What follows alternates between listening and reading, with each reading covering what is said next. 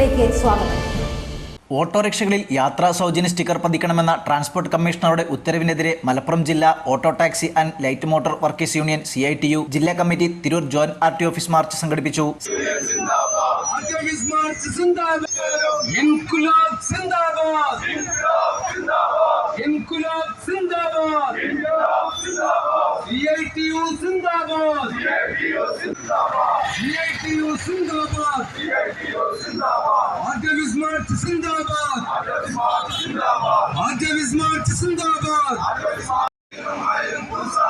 വെയിലും മഴയും കൂസാതെ പണിയെടുക്കും തൊഴിലാളികളുടെ ജീവിതമാർഗം മുട്ടിക്കാനോ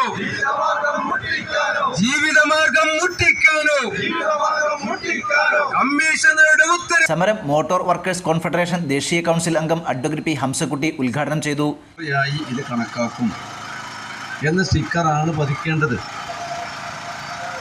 തികച്ചും ഇത് ഓട്ടോറിക്ഷ രംഗത്തുള്ള തൊഴിലാളികളോട് ചില ഉന്നത ഉദ്യോഗസ്ഥന്മാരുടെ മനോഭാവവും വെല്ലുവിളിയുമാണ് നമ്മളിന്ന് മനസ്സിലാക്കാൻ വേണ്ടി സാധിക്കുക. ഇതിൻ്റെ ഉദ്ദേശം എന്തായിരുന്നാൽ പോലും ഈ സ്റ്റിക്കർ വായിക്കുന്ന ഒരു സാധാരണ യാത്രക്കാരൻ എന്താണ് വിചാരിക്കുക? നമ്മുടെ കേരളത്തിലെ ഓട്ടോറിക്ഷ തൊഴിലാളികൾ മുഴുവനും അമിത ചാർജ് ഈടാക്കുന്നവരാണ്, മര്യാദക്കാരല്ല.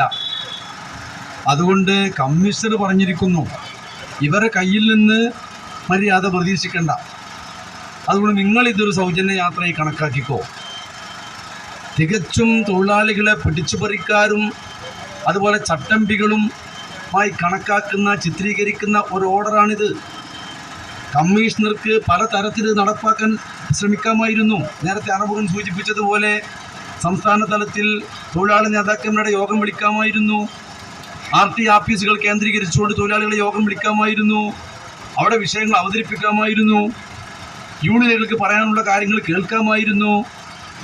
അങ്ങനെ ജനാധിപത്യപരമായി തൊഴിലാളി സംഘടനകളെ തൊഴിലാളികളെ അംഗീകരിച്ചുകൊണ്ടുള്ള സമീപനമല്ല കമ്മീഷണർ സ്വീകരിച്ചിട്ടുള്ളത്. ജില്ലാ പ്രസിഡന്റ് N. അറമുഖൻ അധ്യക്ഷത വഹിച്ചു.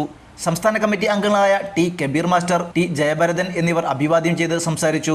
രഞ്ജിത്ത് R. സ്വാഗതവും സമീൽ K. നന്ദിയും പറഞ്ഞു. ബസ് സ്റ്റാൻഡിൽ നിന്നും ആരംഭിച്ച പ്രകടനത്തിന് CK റസാഖ്, മനോജ് മാമൻ, ഹരീഷ് വള്ളിക്കുന്ന്, നവാബ് എടപ്പാൾ, രതീഷ് പൊന്നാണി, ജലീൽ തിരൂർ, സുരേഷ് T, അഡ്വക്കേറ്റ് മുഹമ്മദ് റാഫി, ഇസ്മായിൽ എന്നിവർ നേതൃത്വം നൽകി. News 99 Tirur.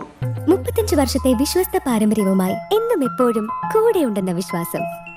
Basit wedding mall, Basith arcade, Poongottukulam, Tirur.